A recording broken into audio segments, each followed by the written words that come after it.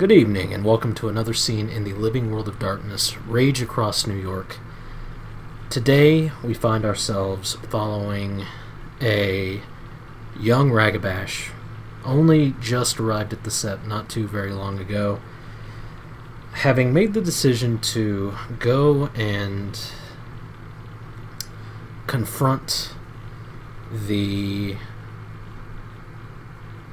sort of bugaboo that has been tormenting the sept for the last couple of months. Somewhere, or somehow, she has gotten far enough to figure out where Vasili Kuznetsov, the Ronin Shadow Lord, works, and has called him out to have a conversation through a very poorly lettered email. And so she makes her way through the umbra of New York, twisted and covered with the weaver's webs as it is, and she finds herself standing in sort of an empty area. The building that the office is in is too new to have really formed anything beyond a foundation, and some spiritual girders are beginning to very slowly materialize in the umbral shadow of the city. And when she arrives, having brought with her a small gaffling that she hunted on the way here, that has not yet given up the ghost yet, and become pure gnosis as of yet. I'm not sure what form she is in. If she would like to let me know that.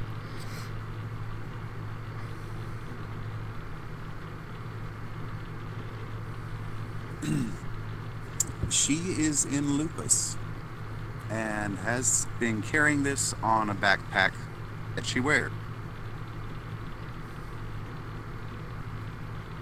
Okay.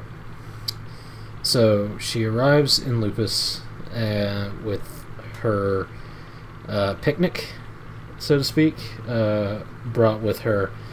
When she arrives, the first thing she notices is that despite there actually being a pretty sizable concentration of spirits in New York in general, compared to, I mean, maybe not compared to like a utterly wild place, but you know, there are always weaver spirits and some wormish emanations floating around, along with the stray normal spirits that Garu are more likely to want to encounter. This place seems to be pretty devoid of any spiritual activity, at least at the moment. And she sees, as she enters into this clearing, a man standing in Hamid, finely dressed, sort of standing there looking at her with his hands clasped in front of him, comfortably waiting. And his expression is pretty stone-faced. But he's not alone. I did say that the place seems devoid of spirits, but there seems to be some very specific spirits that are lingering around. They're warped and twisted. Not inherently wormish looking, but very, very grotesque nonetheless. And they're about the size of large Dobermans or Great Danes. They're just sort of crawling around in the general vicinity, not close, but the general vicinity of this man as he is standing there. And if you would like, you can roll a spirit lore, intelligence spirit lore, to see if you recognize him, but it is going to be a difficulty 8.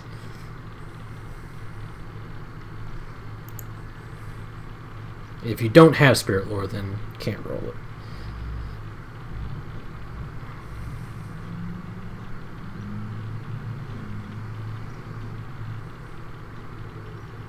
Don't forget that you are muted.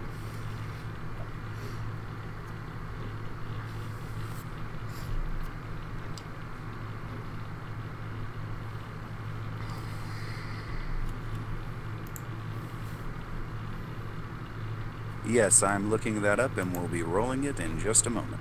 Okay.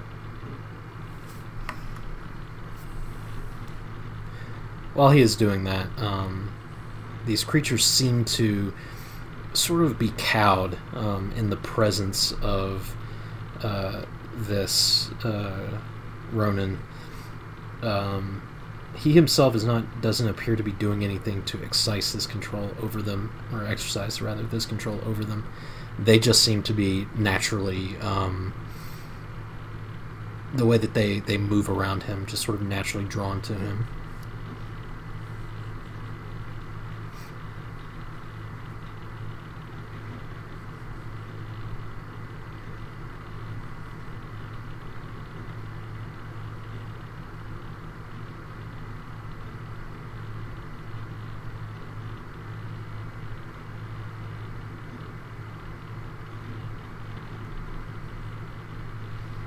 Okay, so you don't really,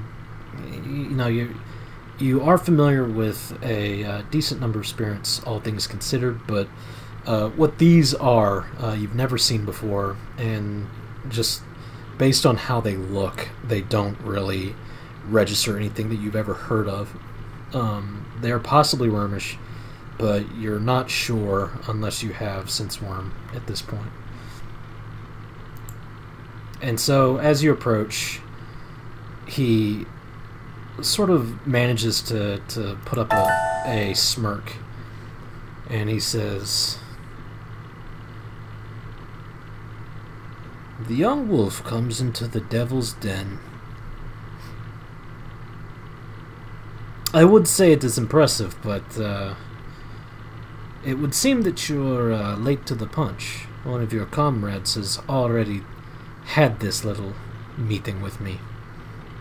I haven't decided yet if it is beginning to be aggravating or not."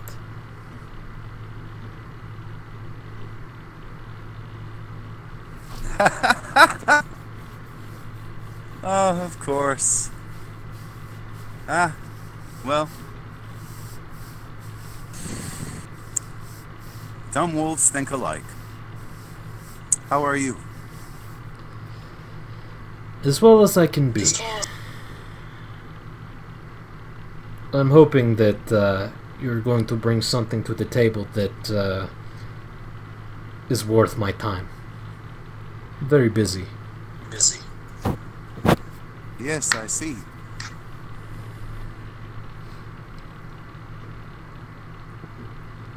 What the hell are these? He looks over his shoulder.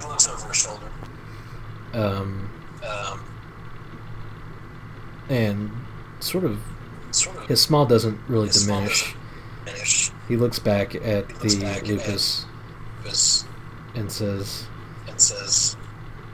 These are old friends. I've known them for as long as I can remember." Well, you have. Well, I don't know what anybody else came to talk to you about, but I wanted to ask you a few questions. What did you mean when you were talking about morality?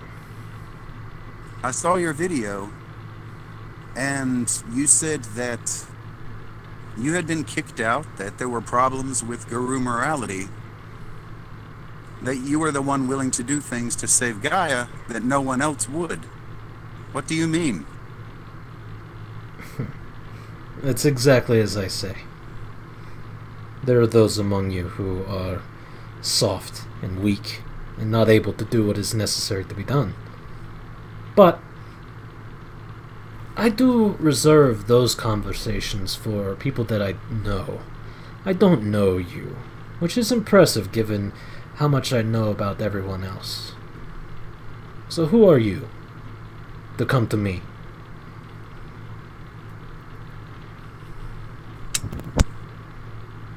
I am Eyes in the Dark. Metis Ragabash Bonnar. I was just passing through. Wanted to talk to somebody. Then this happened. And it seemed to me that nobody else wants to make hard choices in this town. Well, town. When you talked about that, I thought, do you want to burn down the scab? Do you want to take down the two legs? Because that's what it's going to take. I think I creeped him out already when I mentioned I ran with talons, when I called it a scab. So I want to know what you have to say. From your mouth. That's who I am, and that's who you are.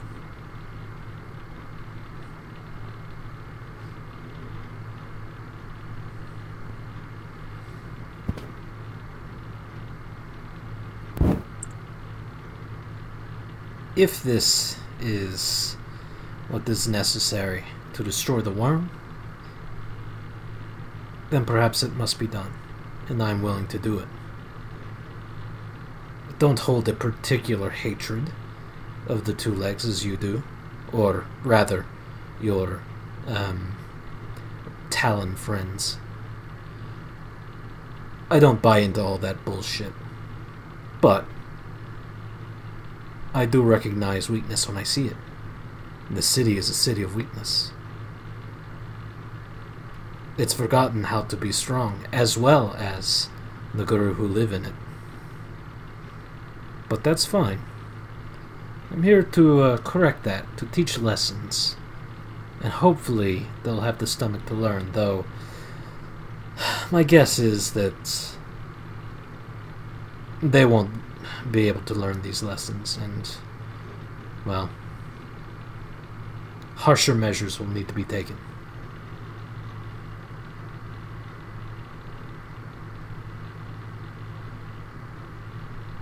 She nods. She says, oh, I did bring food, if you would. And go ahead and shake out. Well, if to glab. And take out the gaffling. Live, as well.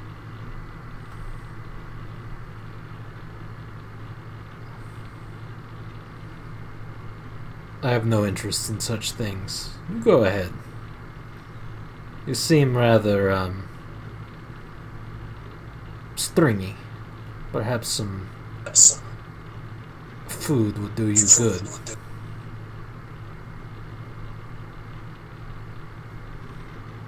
I thank you. Might save it for later. Could need it. So, there's other things I have to ask you, and it's just for my curiosity. You said about parading around Bonar kinfolk, when the Glasswalkers could pay all their way. It makes me wonder how much you know about Bonars, and how much you think of Glasswalkers. Because you see, you're not the only one who got kicked out of their home. You're not the only one who had to learn more on the road. But these last few days, I've been following around the Bonar because, well, I haven't seen anybody else do it. They've been teaching me reasons to even respect the two legs. Because they may be down and out, but they're surviving. The wild is in there somewhere, but it's this, the Weaver. That's what's brought them down. That's what's brought them all down, and maybe it's what's brought you down. Because I tell you, they're more alive than those people living in those coffins in the sky. So I don't think turning him to Glasswalker kin would be a good idea. So where do you get off with that? You talk about your kin, your group of kin that you've armed with silver, that they're the answer. And now you're killing kin. And why?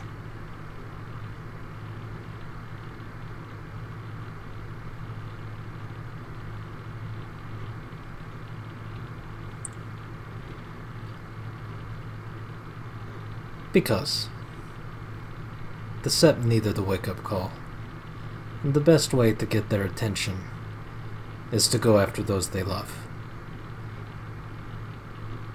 Whether you like my methods or not is immaterial. Whether you agree with my politics or not is also immaterial. I personally don't really care about your kinfolk, and whether their down and out is serving a purpose. That doesn't mean anything to me. However, I do understand where you're coming from. I would like to say that my adopted family, their purpose is much higher than any that the kinfolk of the Scepter of the Green have at the moment. And when the time comes, they will make their ancestors proud.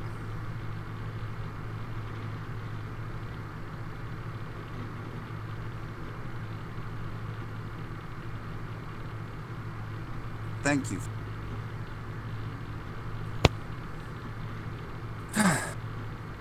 Well, I guess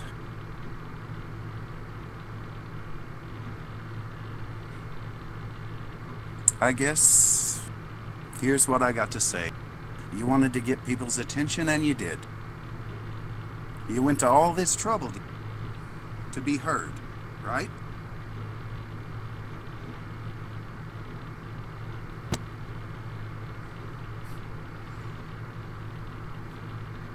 I did. And they're listening. But they're not really paying attention, not yet.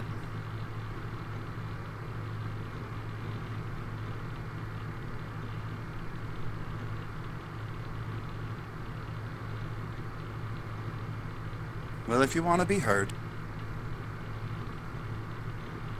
I can get you heard. Straight up. How would you like that?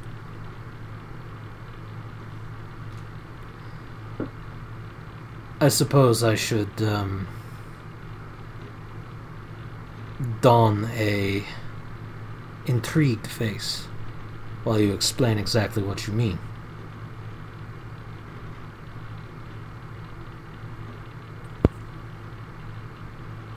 Well, all I got to say is a lot. Just so you know, I've been over there and nobody planned on trying to make you happy. But I want this to change. So I'm here to offer you something.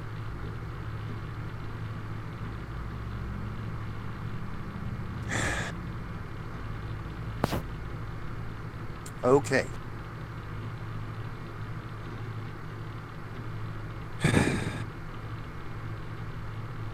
I'll offer you a deal. You see, all I used to do when I was young, study rituals. It's the only way a metis can get any respect. And I learned them good. Stomped a Philodox. He still wants to kill me. I got the tools and I got the talent. You teach me the moot right. I call them moot. You're the guest of honor. You get to make your case in front of a whole set of guru that's honor bound to listen. Now that's on you. You better make it a fine case, because they'll probably kick me out the door as soon as it happens. If it goes to shit, well, goes to shit without my help. I did my part. But I'm gonna want something in return.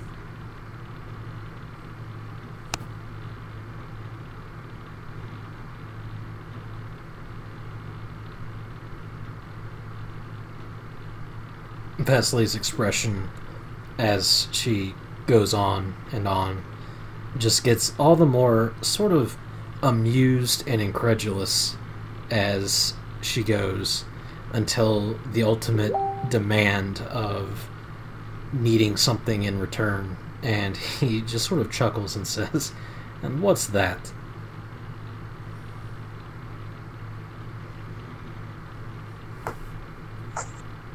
You stop killing the... Just stop it now. No more leather. You made your point. People are listening.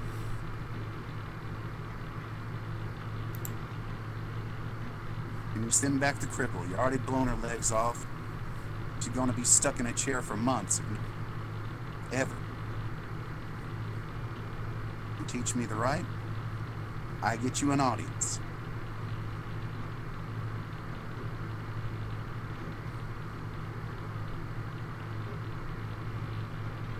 I think not.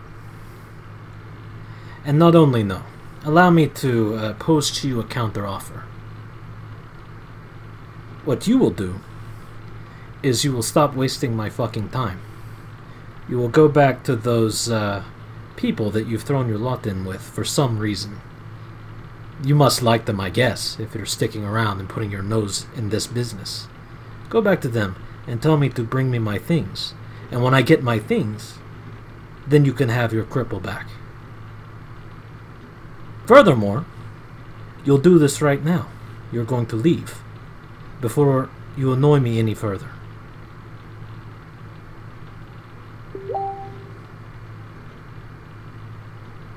And whenever he says this, the spirits behind him sort of all move at once and rush forward, and he holds out a hand ever so slightly, just barely away from himself, and they stop as if they're dogs on a leash.